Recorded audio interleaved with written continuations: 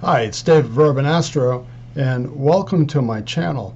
Today we're going to talk about configuring the safety monitor. Now, you may be wondering, how can one use the safety monitor and what does it do for you? And it really depends upon what your use case for the safety monitor is. For myself, my particular use case is that I use the safety monitor to help tell me when it's too cloudy to do imaging. Now, I live here in Phoenix, and so occasionally clouds during the course of the evening will pass across my sky. And when they do, it throws my guiding wonkers. And PH2 has a fit, it loses the star, and then based upon how long the cloud cover takes to pass through, the star may actually move out of my image or move far enough where PhD cannot recover. And so what I decided to do, instead of getting up and running to my laptop and hearing the bleeding of PhD2 as it tells you that it's lost the star and it cannot find it, and then you have to reset everything and basically recenter the image and then do autofocus and then restart guiding, I decided that I would incorporate the use of the safety monitor. Now, to do that, the safety monitor depends upon another component in your equipment panel, and that component is the weather. So the safety monitor relies heavily on the weather in order to determine whether or not you're in a safe condition or unsafe condition based upon what criteria that you set up. Now, in my backyard, I use the Pegasus Astro Uranus metro station because it has a cloud detector sensor here on the top.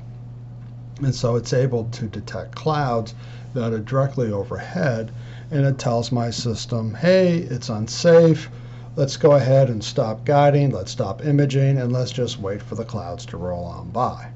And then once the clouds have rolled on by, it then goes and says, okay, let's go ahead and recenter, and then let's go ahead and set up and start auto guiding, and then let's go ahead and autofocus, and then let's start imaging again. So all that takes place in the advanced sequencer, and I use a particular plugin that for me exposes the safety monitor settings so that I can take advantage of.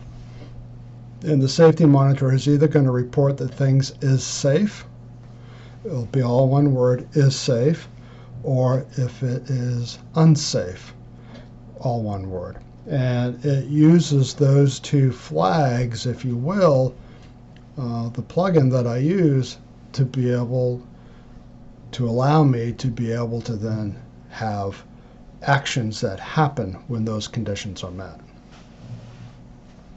Once we get to the actual plugin in the advanced sequencer, you can see how all these pieces and parts fit in, but for right now we just want to install the safety monitor and get it configured so that later on you can go ahead and you can incorporate it into your advanced sequence. So what you're going to need to do is you need to at least have your weather set up. And again, to set up your weather, you're going to go into your options tab and you're going to go to the equipment, and here you will have your weather. Now again, I use my Pegasus Astro Uranus metro station, but you don't have to. You can use like Open Weather Map or the Weather Company if you pay for a subscription to it. The Weather Underground, which is a little bit cumbersome, and you have to go in and set up a weather station and spoof it and do some other things, but you can get a Weather Underground API, and there's a Weather Underground station ID, so it's somebody else in the area who might have a weather station that's tied in. You can basically use their data. I'll show you all that stuff perhaps in a different video. But for right now, we're just going to go ahead and use the Open Weather Map, And that's what I'm going to use in order to help me set up my safety monitor. So you go back here into the equipment, and you have all these particular items, and we're going to come down here to safety monitor, and I happen to have the environmental safety monitor installed, but let's say that you don't. So how do you get it? Well, it's pretty straightforward. You go out to the ASCOM website, ascom-standards.org, and you're going to go out here to the download center, and you notice here that there's a safety monitor, and when you click on the safety monitor you get this particular page, and what we're particularly interested in is the environment safety monitor. Now this monitor reads observations from an observation conditions driver, which again OpenWeatherMap provides that, and allows to trigger safe and unsafe events on 11 different observation types, and we'll go over those in just a minute.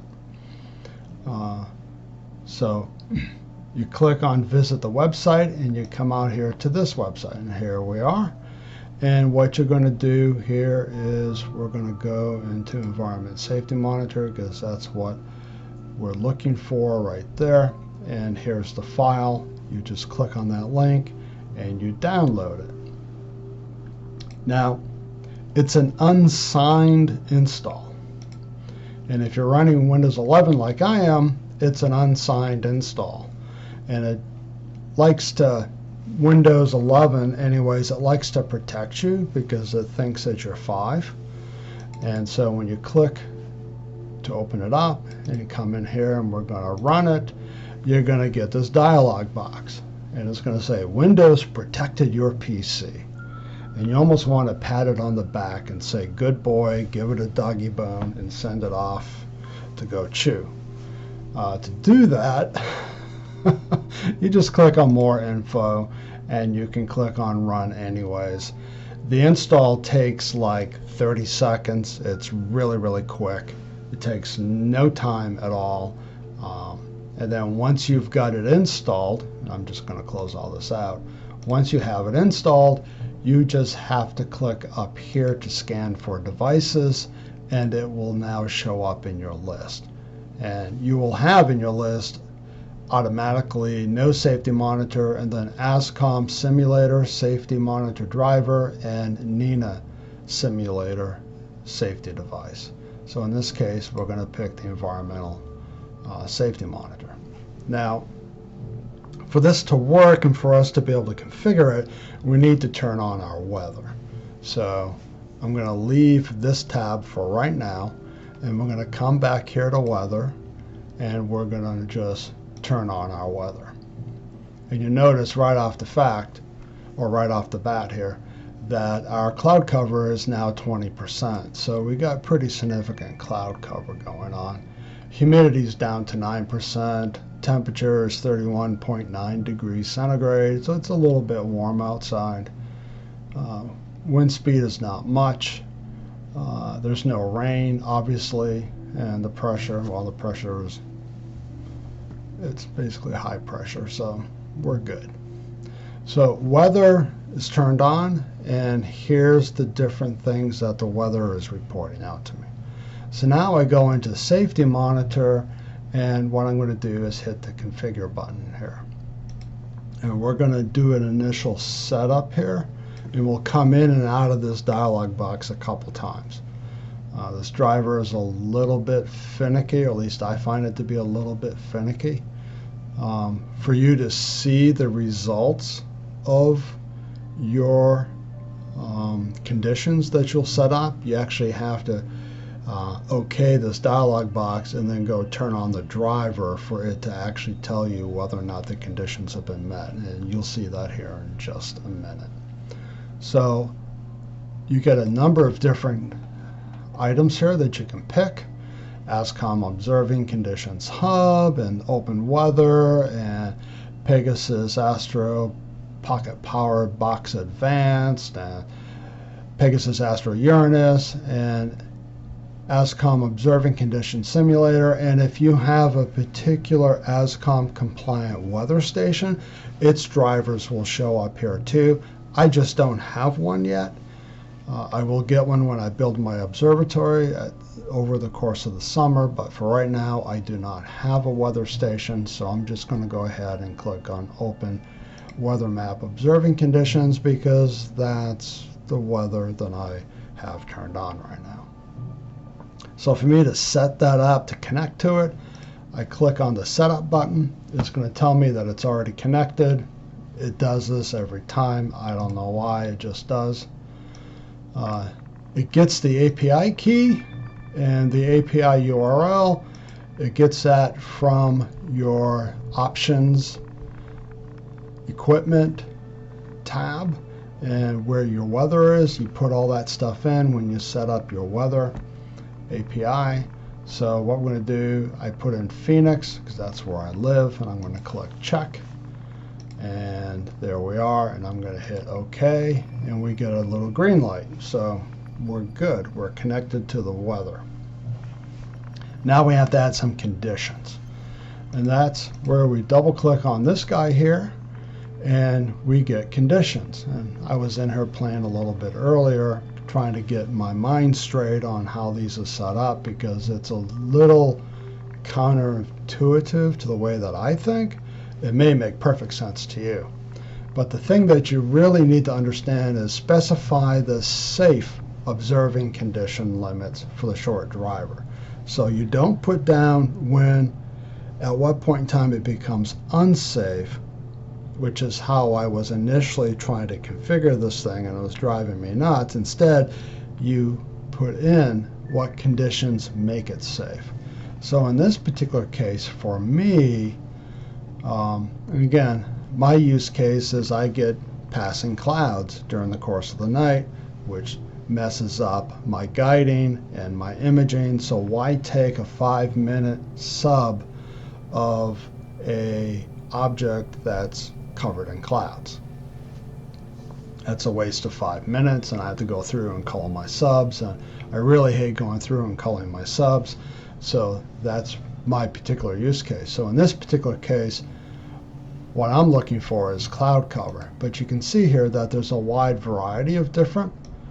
I think there's something like 10 things that this particular driver here can query whatever your weather driver is or your observation drivers are.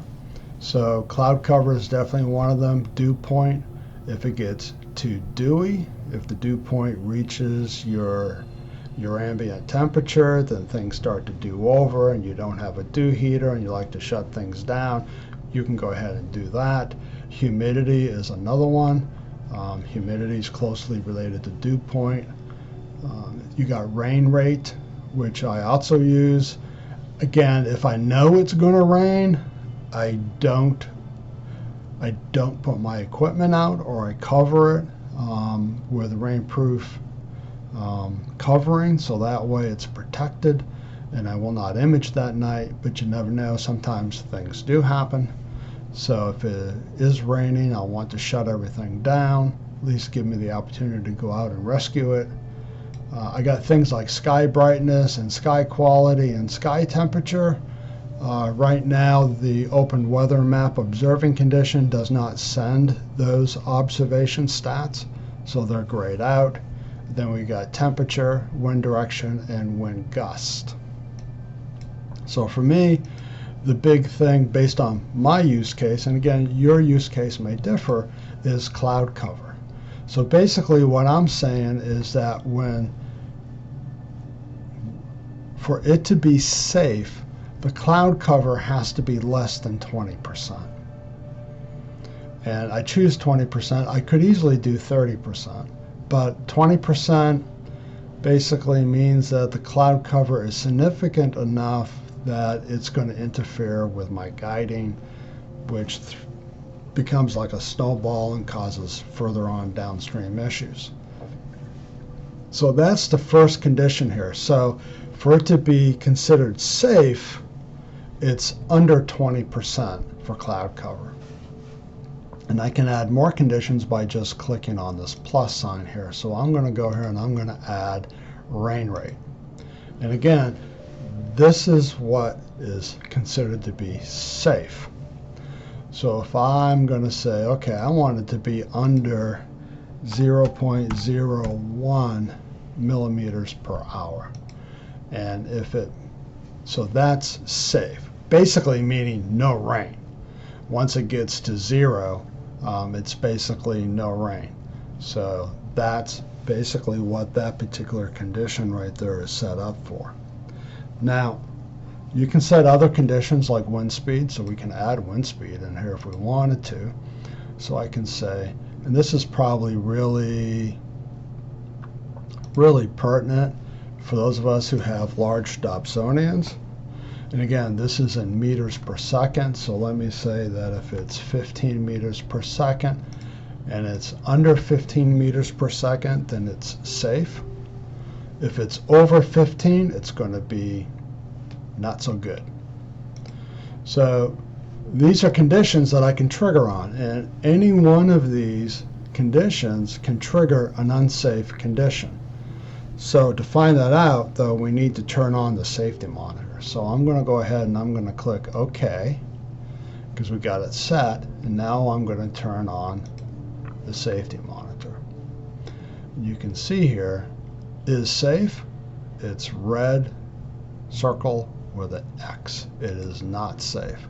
So if I go in here to configure again, you'll see that we're okay as far as the rain rate, and we're okay as far as the wind speed because the wind speed is only 4.6 meters per second.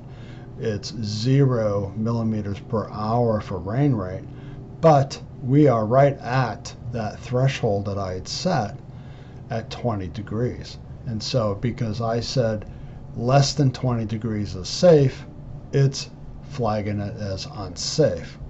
So what happens if we change this to 30? You see it automatically turns green. It now is safe. So if I click OK here, you notice that the is safe condition here is just a circle with a little check mark.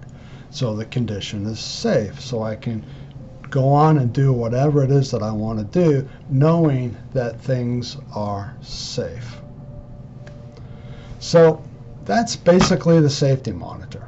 And again, your use of it is going to depend upon your particular use case and your particular needs. Now, one piece to this that I haven't gone over, and I can't go over it until I get into the advanced sequencer, because that's where this stuff begins to make sense, is there is a plugin here that's called Sequencer Power-Ups, and it provides additional functionality to your advanced sequencer, where you can go in and you can actually flag whether or not it's safe or if it's unsafe, and you can create a set of instructions. If it turns unsafe, a set of instructions, and then once it turns safe again, another set of instructions. And usually what I do is I will have in my advanced sequence a flag, is it unsafe? And if that is true condition, if it is unsafe, then what ends up happening is I stop guiding and I stop imaging. I stop those. I continue tracking because, well, I continue tracking. And I'll wait until it is safe. And then I got another set of instructions for is safe. And if that is true, like the cloud has passed by or the clouds have passed by and now it's safe, I can go in and I can say, okay, let's recenter on our object, and then let's go ahead and let's start guiding, set up auto guiding again, and then let's autofocus, because who knows what the atmospheric conditions were 20 minutes ago as opposed to now. Maybe there was a temperature drop and things have changed a little bit. And then autofocus, and then I immediately pick up my imaging session from where I left off at. So I hope that you found this somewhat helpful, and I'm sorry that this is long. It's like a 20-minute video. I didn't mean for it to go quite this long. But if you did find this helpful, please feel free to go ahead and click the like button. I'd appreciate that. And if you have any questions, throw them down into the comments. I may or may not be able to answer them for you. And until next time, happy guiding and clear skies. And we'll talk to you later.